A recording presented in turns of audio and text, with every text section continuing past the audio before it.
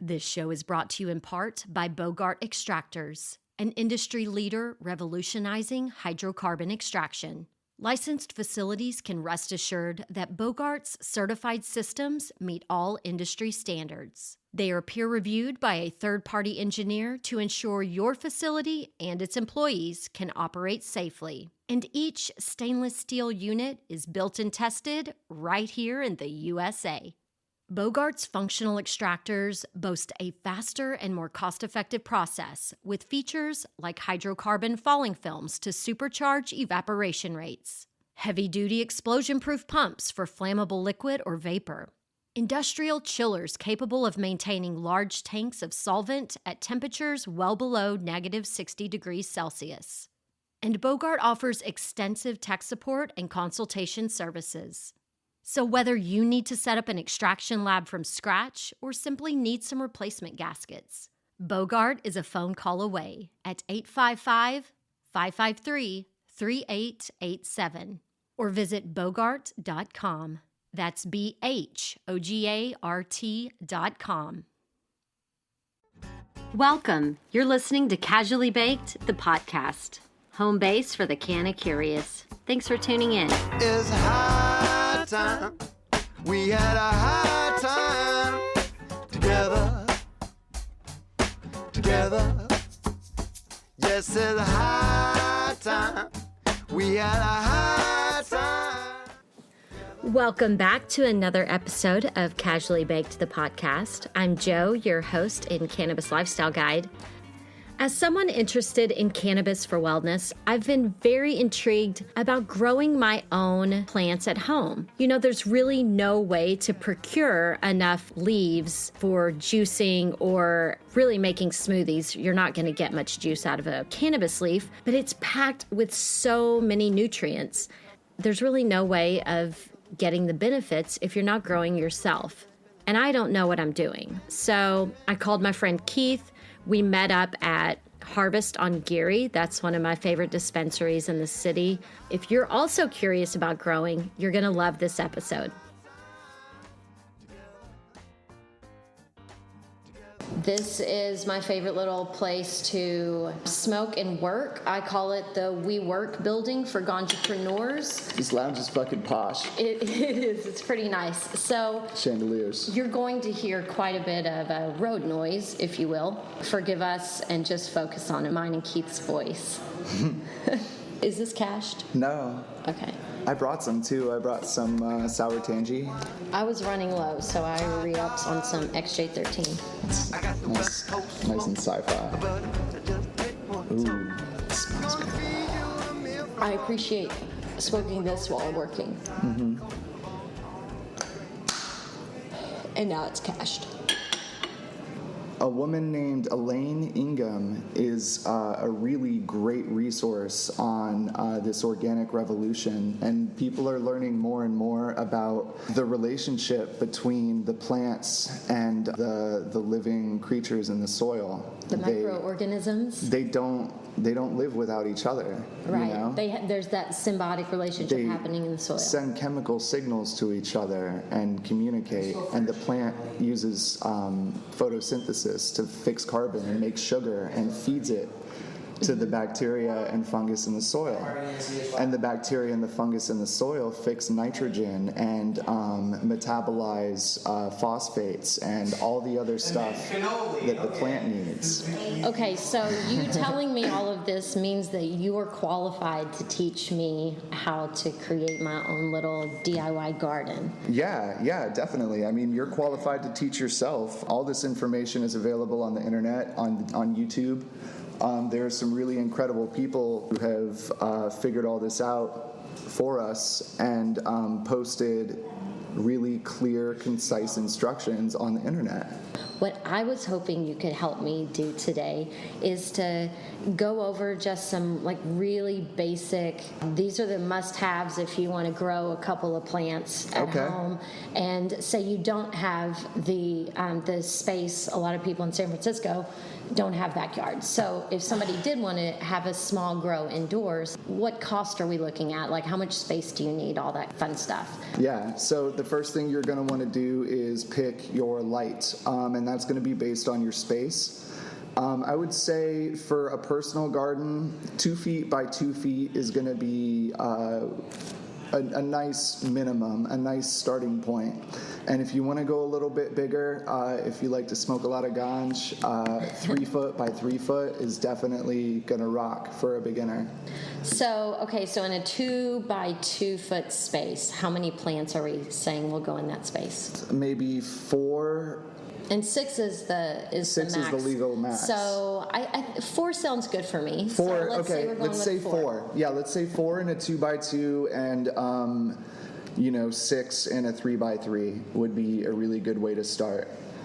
Okay. And then you're going to want to light. Oh, definitely get used equipment your first time around. If you're on a budget and you're just trying to see if this is for you, go online and get the reflector and the ballast for your light for free, or for cheap, and then, buy a brand new bulb. Don't ever buy used bulbs. Okay, so we can buy used equipment, but buy brand new bulbs. Where do you suggest us going online and looking for used equipment? Grower's House, I believe, is a good one. That's an option. And then also just go on Amazon. Okay. 90% of the stuff I have for my grow is on Amazon, all the nutrients. So a 315 watt ceramic metal halide is going to be really high efficiency for an HID light, which is high intensity discharge. And those are the big metal halide and high pressure sodium lights. Okay. 400 watts, 600 watts, 1,000 watts. Now, are there other lighting solutions for people who are concerned about jacking up an electric bill or, kind of lowering their carbon footprint? Yeah. What kind of a lighting? Is that out of my budget as a beginner? No, not at all, actually. LEDs, I personally think they're going to revolutionize the way we grow not just cannabis, but all of our food. Because the technology has gotten to a point recently, like in the past year or two, where it is completely practical to run a large-scale grow on solar power. So you're talking about your 2 foot by 2 foot space or your 3 foot by 3 foot space. Mm-hmm. Using LEDs, you could light that very effectively, like to the point where you're maxing out the light per square foot for that space with a really low amount of wattage, like 300, 400 watts. Very nice. Right now I'm blasting, or I was blasting a 4x4 with 650 watts. So that's 16 square feet. So a quarter of that would be a 2x2. So you would only need maybe 150, 200 watts. And they run nice and cool. So you don't have to worry about it getting too hot in there if you're in a closet or a confined space. If you want a really high efficiency custom built LED grow light, I can build one for you. So if you're worried about stealth, about heat in a small space, about your carbon footprint, because these things can definitely run on solar panels, and I'm going to fucking build them. I'm going to grow 100% sustainable weed. If you recycle your soil using these organic techniques and you use vermicompost, worms, and vegetable scraps and eggshells and all that good shit, you are reusing your soil, and your LED grow light will run on solar power or wind turbines. How long does it take to set something like this up? Would this be a weekend project for me? How long would this take? You need to figure out a place to hang your light, and if you want to keep it nice and simple, you can buy like a little grow tent. Gorilla Grow is the brand that I use. They're super durable. They're also a little bit expensive. There's another brand called Sun Hut that's cheaper and I think probably would be great for a beginner. And a 2x2 or a 3x3 tent is not going to be expensive. So yeah, and you've got your own little environment set up right there, and it's got like a nice waterproof bottom. And if you don't want to have your house smelling, it's really nice to have your tent sealed up. And in a small one, you can just get like a 4-inch carbon filter and a 4-inch inline fan. Mm-hmm. Just go on Amazon and type in 4-inch inline fan and carbon filter, and it'll come up. and that will suck all the air into your tent through the carbon filter and then out your hose wherever you choose to point it. I point mine out the window, and it won't smell. What is the environment like inside of there? It's like the environment inside your house. I mean, if your house is like 65, 70 degrees, it depends. You're going to have to play around with your tent. Well, let me rephrase that. What is the ideal situation like inside of there? Because I've been in indoor grows, and when I walk in there, I feel like I'm walking into the tropical jungles. It's like warm and nice and steamy, and there's that golden glow happening. But I know that's not going to be the case in my closet. So I just what is that going to be like? What's the best way? So if you want to be super pro, if you want to be Bill Nye the Science Guy, there's this thing called vapor pressure deficit, and that's what you felt when you walked into that grow room. So you got the plants around 78 to 80 degrees, and the humidity is up around like 65 to 70%, and it puts the water pressure difference between the plant and the air around it into this perfect spot where water is constantly just flowing up into the plant and then evaporating out of the stomata. So you're getting this constant flow, and you can get a lot of extra CO2 into the leaf. But it feels quite lovely in there. I'm like, oh yeah, it's like so warm and cuddly. Yeah, but for simple terms, if your house is like 65, 70 degrees and you've got a light shining on your plants, they're going to be, between 75 and 80 degrees probably, and that is perfect. And your humidity, we're in the Bay, so I've got a humidifier and a dehumidifier. But, you can pretty much just let it ride. I've seen it fluctuate between 40 and 70 throughout this year in the Bay Area, and that's fine. That's not going to hurt your plants. How long is the growing and harvesting cycle for cannabis? So the plant has a 2-stage life cycle, and it's based on the amount of light and darkness that it gets every day. So the sort of rule of thumb is 18 hours of light and 6 hours of darkness every day during the plant's vegetative cycle. And this is when it's going to be using a lot of nitrogen, and it's going to be growing stalks and fan leaves and branching out. And it's really quite beautiful. It's growing like a weed? Yeah, it's growing like a weed. Yeah, definitely. It's growing actually with the strength of 10 weeds. So it sounds more complicated. Is it just as simple as growing any other vegetable, or is cannabis a little bit particular? No, you're going to be able to grow some good plants, and you're going to be able to get some really nice weed out of a plant without taking super duper awesome care of it. When you get into these crazy soil recipes and dialing in your environment down to the degree, down to the percentage of relative humidity, and you're mapping out your light footprint and adjusting your spectrum and all this, this is when you want that really top shelf dank, and you also want a lot of it out of a limited space. Mm-hmm. If you're just growing for your own and growing for fun, and especially if you grow using organics, for your own personal medicine. Yeah, your own personal medicine, you're going to be fine. You're going to get several ounces of really good weed, and you're going to be able to brag to people that you grew it.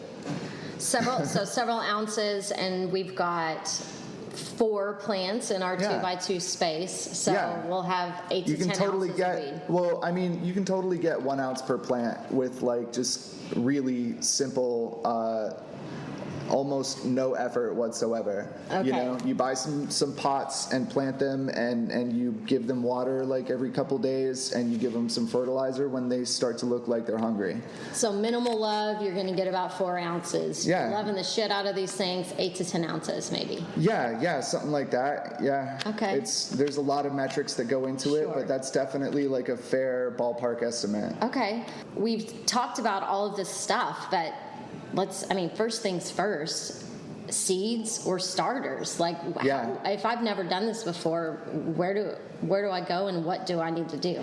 I'm a purist, so I started with seeds. If you're going to start with seeds, you have two options, regular or feminized. And feminized is a polite euphemism for poisoning the plant with colloidal silver until it's forced to become a hermaphrodite and fertilize itself, and that way you know you've got two X chromosomes.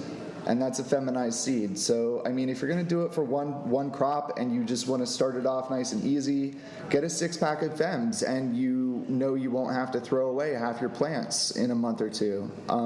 That definitely makes sense if I'm doing this small on my own. If you're planning on doing any breeding or taking clones from the plants or like preserving that genetic line beyond just the one harvest, then I would highly recommend you not get feminized seeds. But if you just want to do the one and done and then get some new seeds and try out some new shit, then like, can I swear on your podcast? Of course. Okay, great. I cuss like a sailor. I'm from Texas. It's been a struggle. Thank you for telling me. But yes, that's exactly what I would want to do. Like, this is all for fun for me. So I would want to get feminized seeds, and I could always just seeds. And if you get regular seeds, we forgot to say, when you want your plants to go from veg to flower, you just change the light cycle to 12 hours on, 12 hours off, and it'll start to flower. Are you ready to make bad days a thing of the past? I invite you to explore the why behind the things you do every day that make you feel awesome. In his new book, Make It a Great Day, author Jarrett Robertson shares small ideas you can use to feel your best. So the next time you're looking for ways to improve your day or mood, you're empowered to do just that. Your day can't control you when you follow this roadmap to thrive. Purchase Make It a Great Day on Audible or online at makeitagreatday.ca. It can veg for as long as you want. And after like a month or two, it's going to be a couple feet tall, and you're going to be ready to switch it to flower. And then the length of the flowering cycle depends on the genetics of the plant. And when you buy your clone or you buy your seed, it's going to have that information, or it should. Otherwise, don't buy seeds off of that dude. Yeah, so it's going to be 8 weeks for your really fast flowering indicas and hybrids, up to 13 weeks for your super sativas. So for this... The light cycle, though, I want to just cover that real quick, because you asked me about how long it took, and that's like a really important part of it. Keith, drop some knowledge. Okay, so 18 hours of light, 6 hours of darkness, you're in vegetative mode, and the plant's just going to keep getting bigger and bigger and putting out more stalks and more leaves. And when you decide the plant's big enough, and be careful about this because depending on the strain, they can double in size after you switch them to flower. And they can get kind of out of control. So don't get overzealous before you turn. Okay. No, they will beast out on you, and you won't know what to do. So switch it to 12-12, and the plant will flower in 8 to 13 weeks, depending on the genetics. So indicas and hybrids will be on the 8-week end, all the way up to sativas, pure sativas, that will be on the 13-week end. So 12 hours of light, 12 hours of darkness. The indica and hybrids are 8 weeks of that? Yeah, 8 to 10, something like that. Okay. And then 12 hours light, 12 hours of darkness. Sativas, it's a longer process. Yeah, sativas take 13 weeks. Okay. And when you switch that light, man, that's when the magic really starts to happen. The females will put out these two little slender hairs out of the intersections of the main stem and the side stem and the petiole of the fan leaf. And they're just these two little slender white hairs that come sticking straight up, and then more and more of them start to pop out, and then they like swell up and start to grow trichomes, and you'll see your big fan leaves start to get rails of resin on the sides. And save those fuckers too, man. You can use those to make bubble hash. You can cook them down and make butter out of it. Like, none of this plant should go to waste. Yeah, I think my audience is less likely to make bubble hash and more likely to... Right. Well, but habits. What I am a proponent of is, big leafing and then putting that stuff in your juicer in the morning. Yeah. Oh, yeah, absolutely. I mean, raw cannabis is so fucking good for you. And so that's the main reason I want to grow at home, is because I want to juice the leaves every morning. And then, of course, Really? I think it would be so fucking fun to grow my own flower. Yeah. But Yeah. I want it for the leaves. I've never heard that before. I didn't know that you could do that and it was good for you. Well, do you know how many giant families I've thrown away? I know. I'm just pack them in a Ziploc, Yes. but it's best when they're fresh, obviously. But so the thing that's so magical about that is the people that don't want to get high, they can get all of the nutritional value of cannabis without any of those side effects, because Yeah. it's all THCA and it's just It's in the not blender, and psychoactive, it's not ever heating up to turn to THC. The endocannabinoid system is so undervalued in Western medicine. They really just gloss right over it, and it's so important. Well, I have a client who is an ER doctor, and it was crazy to me because she said that she didn't learn about the endocannabinoid system in medical school, and then another doctor had told me that I think it's only taught in 2 or 3 medical schools in the country. Mm-hmm. I mean, I hope that's changed since I heard that information, but Google that. Yeah. Yeah, no, it's really cool. Well, that is not really cool. That shit's scary. I mean, why would they not be teaching about the Right. endocannabinoid system? I guess what I meant was it's really cool just the way human beings and this one crazy species of plant interact, Yes, that is a miracle. For sure. And I'll tell you what, like when you grow your own plants, you form an emotional connection with those things. Like if you have any kind of natural empathy for living creatures and they're under your care, and they are really enchanting, especially when they start to flower, and the smell, oh my God, And when you finally harvest that shit and smoke it, and it's going to affect the way you think, and it's going to be a part of your consciousness. Yes. Cannabis smokers Anyway. are more enlightened people. So, Sorry. Keith, no, tangents are lovely. Tell us just more about how you got into this and like what you're doing in the cannabis space professionally, if you'd Yeah. like to talk about that. Well, I guess I can say this because it'll take a few days for this to air, I'm sure. I have an interview tomorrow morning to be a cultivator for one of the biggest dispensaries in the city. They've got an indoor operation here in San Francisco. Well, congratulations and good luck. Thank you. I'll be sending you some JoJo Mojo. Ooh, just all the mojo. I really want this job.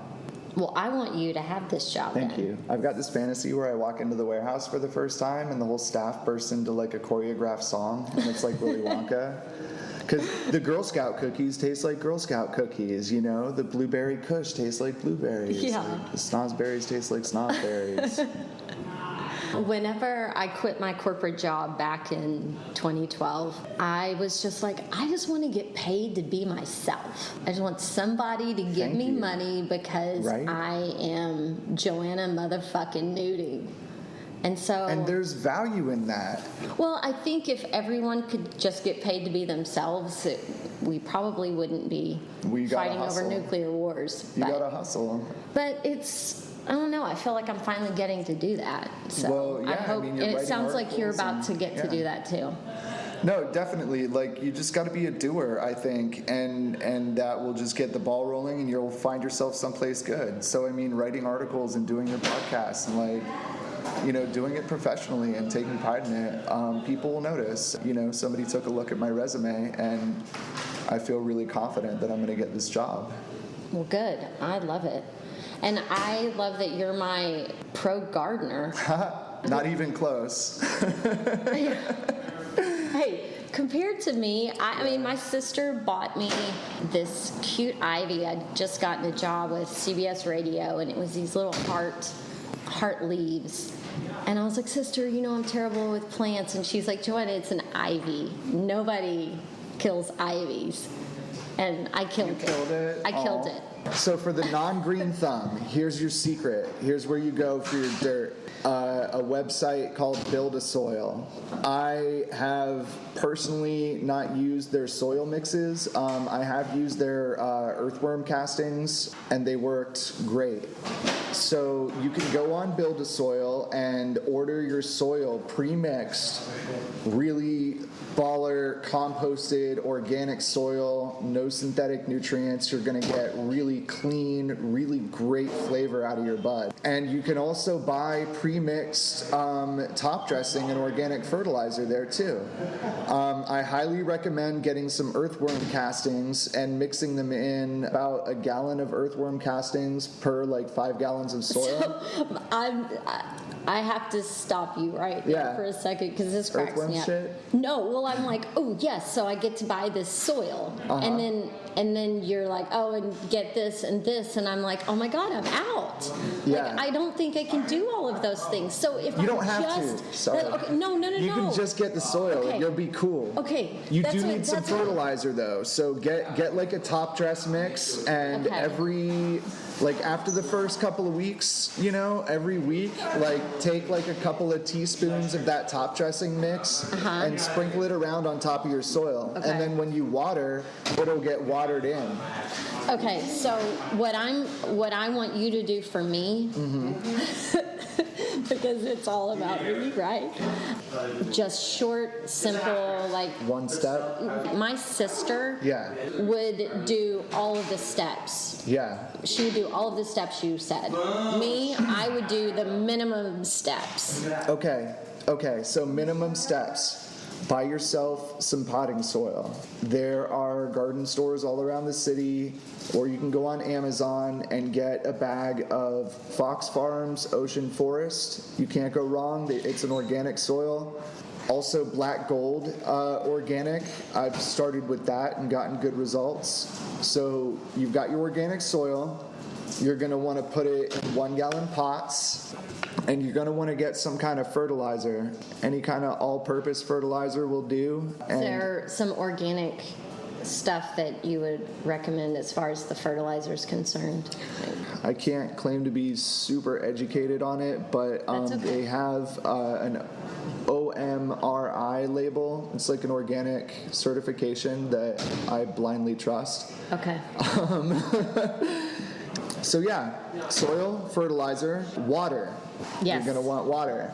How You're gonna often want, do we do this? So when you have them in 1 gallon pots to begin with, you're going to want to use. Hi. Hey, That sounds like there's some grown knowledge going on over there. Let's do this. doing We're what I recording can a anyway. podcast. Oh, It's okay. I mean, background noise is fine. There are as many opinions on how to water as there are methods of watering. The really simple one is to just get your water and pour it into the top of the plant. And if you do that in a 1 gallon pot, which is what you're going to want to be starting off in, it should take about 800 milliliters to completely soak through the dirt and start coming out the pot. And this is called runoff. And if you're using any kind of fertilizer that you bought in like a bottle or a bag, it's important that you get some runoff because that's going to flush some of the salts out of your soil. Thoroughly water it, get some water running out of the bottom, and that's how much water you want to give your plant. And that's even like we've just seeded these pots, and so we are. Yeah, as soon as you really- seed it, you want to pour, a good amount of Up water to in. runoff. Yeah, until it starts running out the bottom. And do it nice and slow when you get up to about 500 milliliters. Start to slow down and wait and see if it starts running out. Because once it starts, it'll go for a bit. And you want to have your plant's pot in like a plastic catch tray so that a couple hundred milliliters of water can come out the bottom. And then over the course of about an hour, the plant will soak a lot of that back up. Got it. So you do that, and then you wait about 2 days, So the trick is when you first fill your pot up with soil and the soil is dry, pick it up and feel how much it weighs, Take some time and really get like a good sense of what that pot feels like when it's completely dry. I have a little kitchen scale and I weighed mine. 1 milliliter of water weighs 1 gram, so it's easy to figure out how much water you've got in there. So anyways, you wait until it's completely dry and then you thoroughly water it to run off again. The biggest problem for beginner growers and the bane of my existence for like the first 3 weeks of this crop is overwatering, or not quite knowing, because it's impossible to tell until you've spent some time with the plant whether it's showing symptoms of overwatering or underwatering. So how long between me planting and me starting to see the first bit of sprouting something? Patience is definitely key here, because you're going to be sitting in front of your soil with like binoculars waiting for that little sprout to come out. You're going to be like night and day waiting for that shit. So don't worry, like it can take up to 10 days for some seeds to pop up. It's nice and easy to just make like a little 1/2-inch hole and drop your seed in the middle of your 1 gallon pot. Or if you want to make sure you have a certain number of plants, you can take 32-ounce disposable cups. The paper ones, you can order them online if they don't have the 32-ounce ones in your grocery store. The paper ones are the best because you can just cut them really easily, and when it's time to transplant, you can just tear down the side of the cup and slide the root ball straight out into the hole in its new pot. So you can start them in 1 gallon pots or in those cups. It should take somewhere between 3 and 10 days for your sprouts to pop up. And you're going to want to keep them in a humid environment. So if you've got them in disposable cups, take some saran wrap and spray it a few squirts of water. And when you plant them, get the soil nice and wet. Make sure there's plenty of drainage in the bottom of the cup, just a bunch of holes in the bottom, make sure they're not blocked up. And give it that thorough watering and wait until they pop out. Keep it humid. And so what were you saying to do with the saran wrap then? Then you just put it over the top of it? Spray it, yeah. Spray one side with some water and then just lay it down over the top of the cups. Or if you want, you can buy a humidity tray for sprouting seedlings in. Just don't start them in tiny little containers because it's really hard to keep those things wet. You'll have to get in there like every 4 hours and wet them down, and it's going to kill your seeds. Okay, so 32-ounce paper cup. 32-ounce disposable cups, or like those red Solo party cups, the 24-ounce ones. Texans are familiar with those. Yes, I'm from Florida, so well, y'all sure as shit are. Sure as shit. Grew up on Coors Light and Jack Daniels. I didn't know that you were from Florida. I am from the South. I escaped though, so it's okay. But we're stoners and we're digressing. Okay, cool. Yeah, this is your job to keep us on track. So this is the thing. A lot of people, I think, want to try to grow at home. Yeah. But the biggest deterrent is going to be space and cost. Yeah. So if we've deduced that we can do it in a 2x2 space, then right now, the only thing that seems like a barrier to entry is the price point. So total cost out the door, ranging from the low end to the high end, what are we looking at? I would say $600. You're not going to put yourself through a whole lot of stress trying to get it done on that budget. You're not going to cut corners. Okay, so that $600, can you break that down into the categories where I'm spending that? Yeah, definitely. So that's $200 for the light, $100 for pots, soil, and some fertilizer, and $100 on various different accessories that you're going to need, like a watering can or labels or That organizational chart for the back of your door. all kinds of different stuff. You're going to want to get a thermometer / humidity meter. Okay. But yeah, $600, and you should definitely be able to get the ball rolling. So now let's talk about the cost of these feminized seeds that we want to purchase. Okay, yeah, you can buy seeds at a couple of different places. I think Harvest has some good ones, Spark, Cookies SF, different dispensaries in the city have them. Ordering them online is kind of a hassle. I actually recommend you buy them from a dispensary in the city, and probably, $80 to $100 is fair on a 10-pack of regs or a 6-pack of feminized. Definitely don't skimp out on your genetics. Every other thing we already talked about is 50% of your grow, and buying those seeds is the extra 50, or is the other 50%.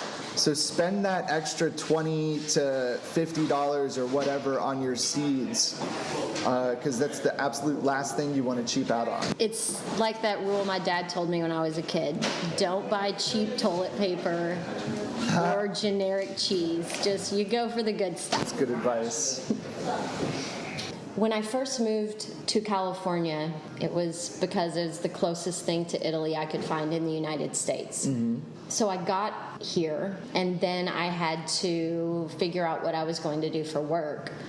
Love it. And so, my job has always been experiential marketing and sales, and so I never have a problem finding a job. Yeah. But I was crashing on the couch of a few friends, and in exchange for staying there, I would water the garden. And I feel good about the process, but having you tell me, the step-by-steps, because they would just tell me what I needed to do to the garden that day, and I knew to use the flower watering wand that kind of like trickled rain style almost over it. So, I knew to go around the plant, don't get water on the plant. Are there any other tips like that?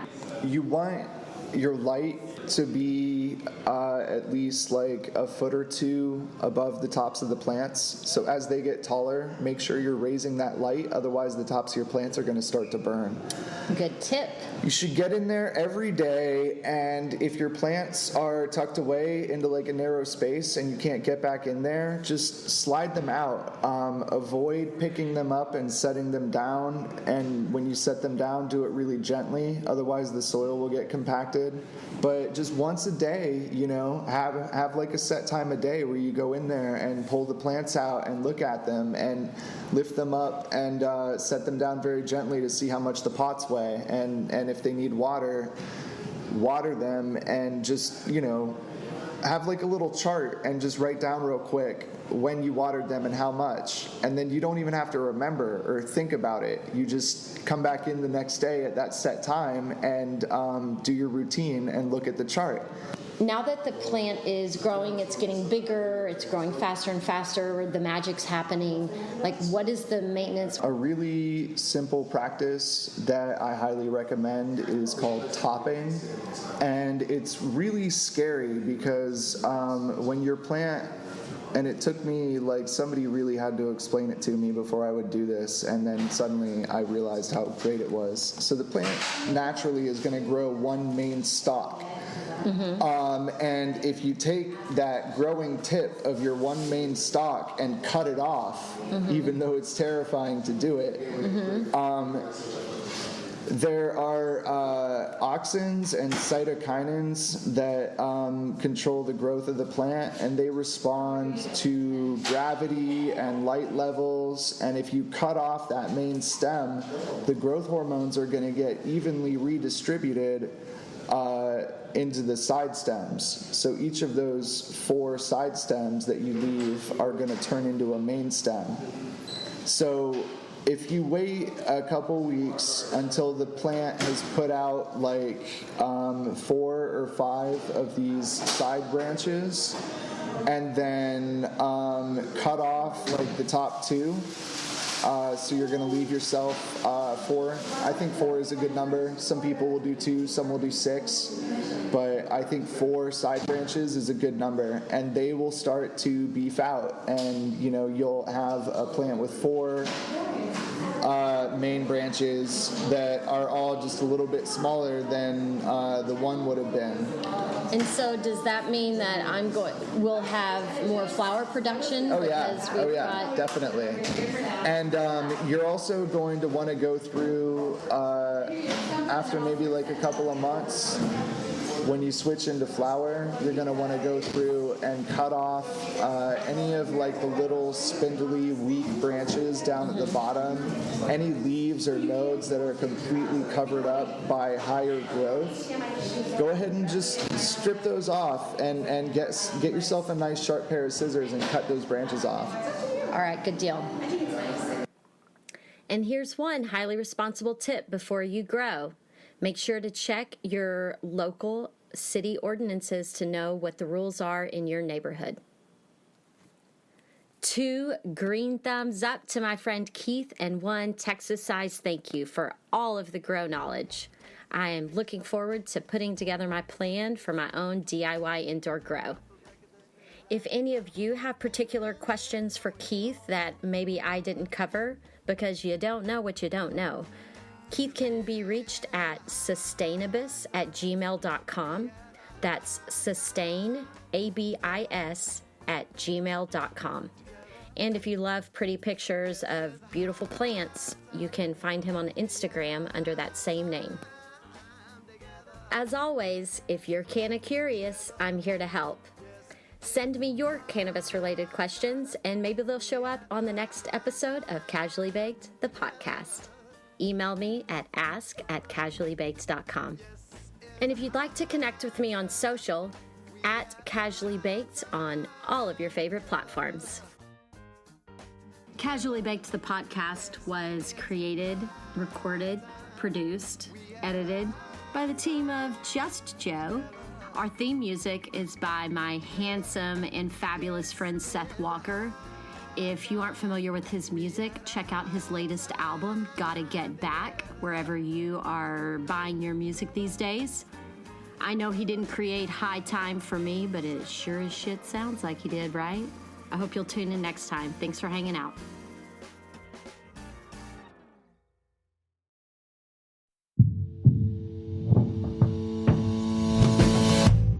Tell me, boy, you make me so bored. You need to walk the other way. I tell you once more. Please get out of my way. I don't want you no more. We're done here, boy. I know you think you're so fine, but you can't see it. I've been wanting to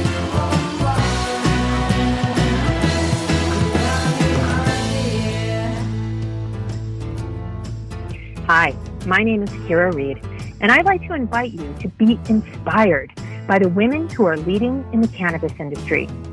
Each week, we will discuss empowerment, leadership, and what it means to be a woman in charge in marijuana, hemp, and CBD. As the founder of the Women Empowered in Cannabis community, I have had the great pleasure to get to know many brilliant and talented women who are CEOs, executives, politicians, advocates, and community leaders that are focused on creating a cannabis economy that is just, fair, and equal. We'll learn how these women make decisions, how they navigate a predominantly male industry, and what they're doing to level the playing field for women. I hope you'll join us.